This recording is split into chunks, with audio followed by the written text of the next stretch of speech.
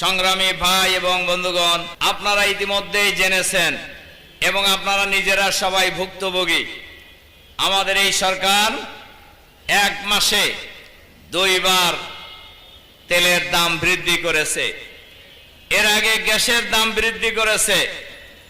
দ্রব্যমূল্য লাগামহীনভাবে বেড়েই চলেছে। দ্রব্যমূল্য জনগণের ক্রয় সীমার বাইরে চলে যাচ্ছে। বাংলাদেশে আইন শৃঙ্খলা বলে তেমন কিছু নেই। আইন শৃঙ্খলার দায়িত্বে যে নিম্নমন্ত্রী আছেন, তিনি সব জায়গায় ওনার শৃঙ্খলা রক্ষায় তিনি সম্পূর্ণ ব্যর্থ হয়েছে, যার কারণে রামিসার মতো নিষ্পাপ শিশুকে জীবন দিতে হয়েছে। যার কারণে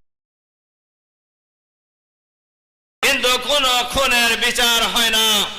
আওয়ামী ফ্যাসিবাদের আমলের দৃশ্য আর এখনকার আইন শৃঙ্খলা পরিস্থিতি প্রায় একই অবস্থায় যা উপনীত হয়েছে।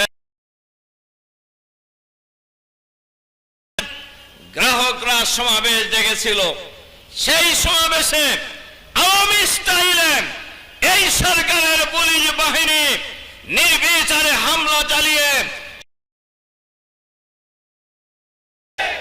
আওয়ামী লীগের আমলেও ব্যাংকের গ্রাহকদের উপর হামলা হয় নাই। এজন্য কি আমাদের স্বরাষ্ট্রমন্ত্রী বাহাদুর, আপনি কি জবাব দিবেন জাতির কাছে?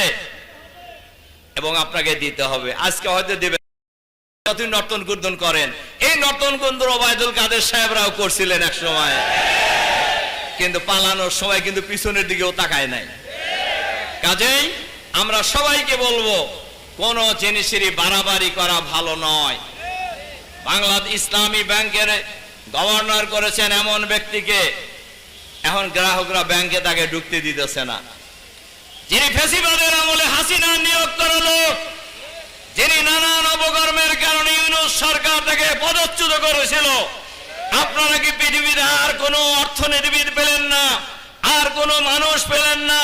সব জায়গায় দলীয়করণ করছেন। এখানেও দলীয়করণ করার জন্য ফ্যাসিবাদকে আপনাদের বাছাই করতে হলো কেন?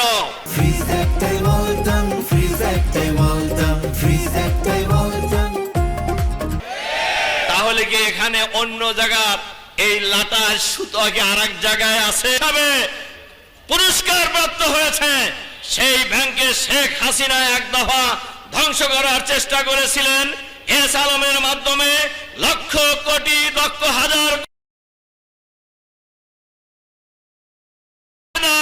আরেকটা গোষ্ঠী এই ব্যাংক ধ্বংস করার জন্য, টাকা লুটপাট করার জন্য এই ব্যাংক ধ্বংসের পায়তারা করছে, ব্যাংক দখল করার পায়তারা করছে।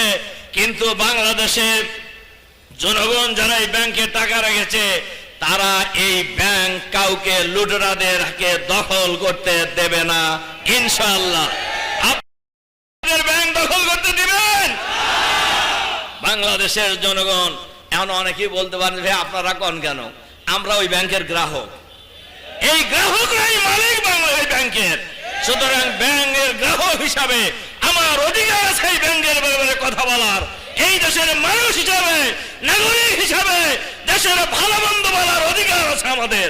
সুতরাং আমরা আহ্বান জানাবো, অবিলম্বে তেল গ্যাসের মূল্য যা বৃদ্ধি করেছেন ওগুলি অবিলম্বে প্রত্যাহার করে নিন। এর সাথে সাথে দ্রব্যমূল্যের ঊর্ধ্বগতির লাগাম টেনে ধরুন। অর্থনীতিকে বাঁচানোর জন্য ইসলামী ব্যাংক সহ লুটপাটের যে পায়তারা করছেন, এটা বন্ধ করুন, নইলে বাংলাদেশের জনগণ হাসিনার বাধ্য হয়েছে। বাংলাদেশের মানুষকে ওই রাস্তায় যাওয়ার জন্য আপনারা আর জনগণকে ঠেলে দিয়েন না। এজন্য আমরা আহ্বান জানাবো, অবিলম্বে দ্রব্যমূল্যের ঊর্ধ্বগতি নিয়ন্ত্রণ করুন। গ্যাস এবং বিদ্যুতের মূল্য বৃদ্ধি প্রত্যাহার করে নিন।